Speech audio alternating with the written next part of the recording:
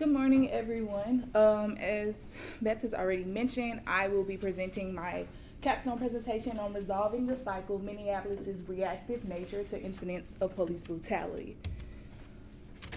It's a tale of two cities. It's the best of times if you're white, and the worst of times if you're black. This is a quote from Nekima, a former Minneapolis NAACP president. So, background on this particular conflict, everyone is aware that on May 25th, the life of an African American man was taken by the kneeling of a former officer, Derek Chauvin, into his neck for over 9 minutes. So there was the Department of Justice investigation of the Minneapolis Police Department, the reestablishment of the Police Community Relations Council, and the organizational restructuring of the Minneapolis Police Department. And this was also during the time of COVID-19. So my research question is how did the steps taken by the political stakeholders in Minneapolis address police-civilian relations, and what conflict resolution approaches could be used to build a stronger sense of community? For the sake of time, those were some of the guiding questions in keeping me focused on the particular question.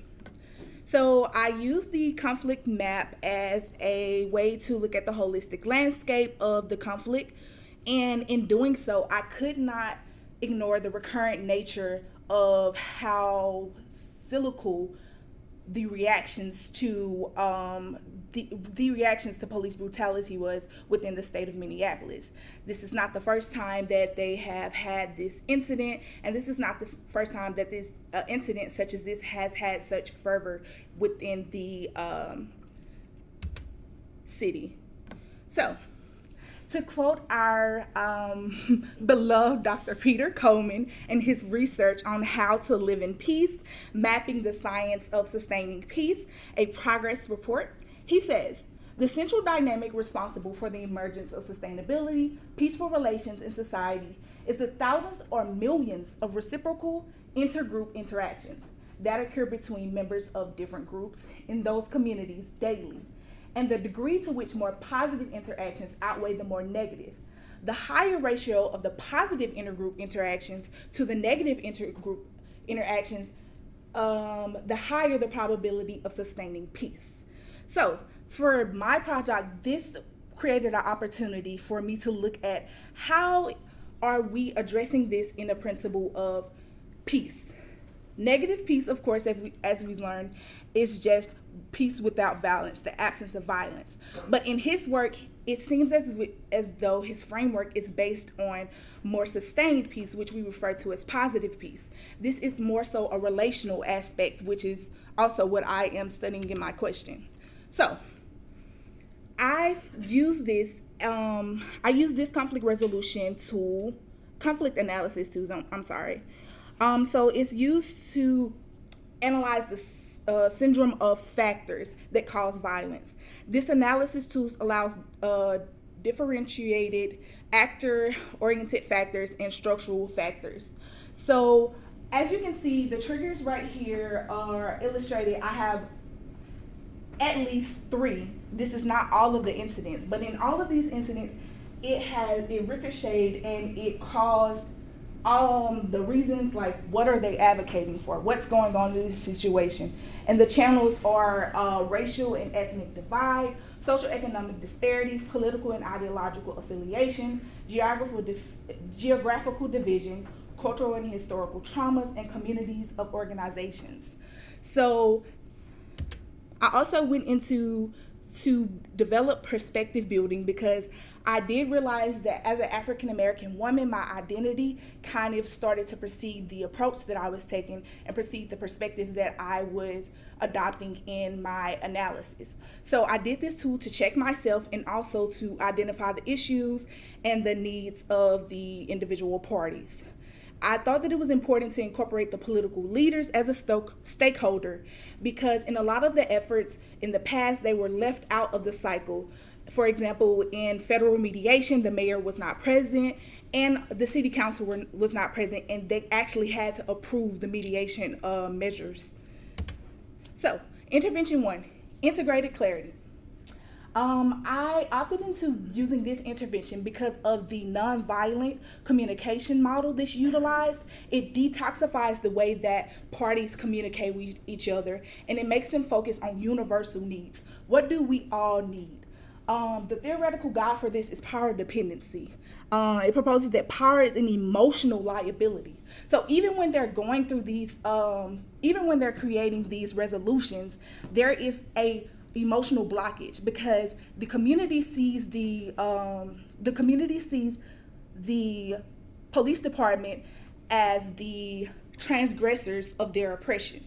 And when you have that blockage, it's hard to move past it. So by utilizing this nonviolent communication model, it gives every party a sense of empowerment, and it refocuses their mind to universal needs instead of those traumas and those negative intergroup reciprocity aspects. So intervention 2, cycle of resolution. So the theoretical framework for this is social hierarchical model. And the social hierarchical model is pretty much saying that respected and admired individuals often gain access to valued resources, having control over important outcomes. And in this, the important outcome is justice. So the strategy for this is to create a joint task force of community members and department executives to strictly address incidents of police violence as they occur. So one of the guiding principles in me using this is it creates a culture of agreement. It acknowledges that conflict is inevitable. And I think that that is a factor that has been missing in all of the resolution efforts within this. Conflict is reoccurring, especially in this context.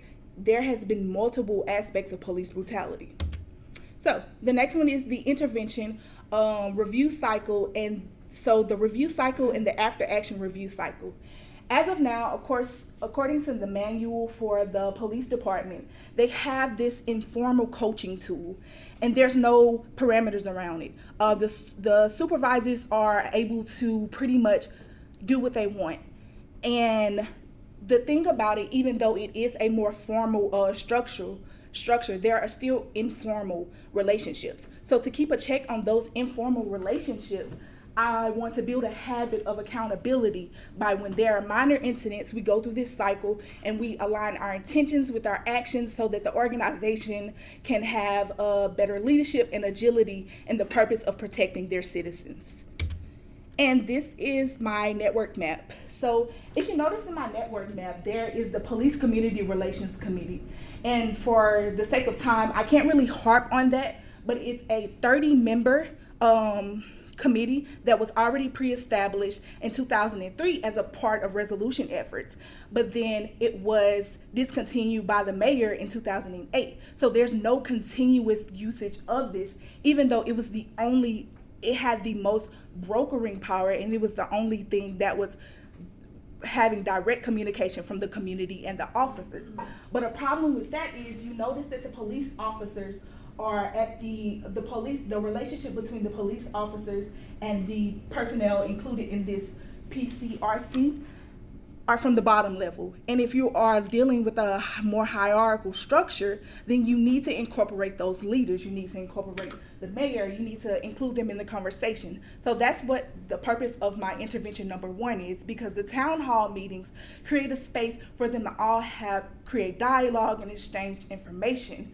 And they're able to create that connection and, of course, like network weaving and knitting that relationship and creating the exchange of information that usually does not happen, because they look at, in most cases, the mayor is giving the information after the fact, or the city council are giving the information after the fact so that they can approve it, but they're not actually a part of the process.